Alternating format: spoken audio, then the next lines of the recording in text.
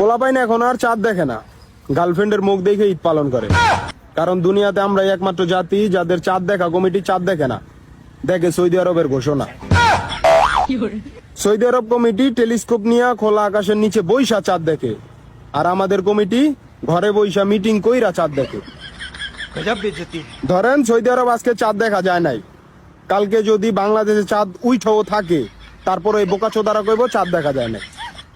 আবার ধরেন আজকে সৌদি আরব চাঁদ দেখা গেছে, কালকে ঈদ, তার মানে বাংলাদেশ পরশু ঈদ। এলা চাঁদ দেখা যাও আর না যাও। আর এই কমিটি যারা যারা আছে তাদের যেই বয়স, ওরা তো চশমা ছাড়া চোখকেই দেখে না, ওরা টেলিস্কোপ ছাড়া যে ঘরে বৈশা কেমনে চাঁদ দেখে আমার মাথায় কোনো ভাবেই ঢোকে না।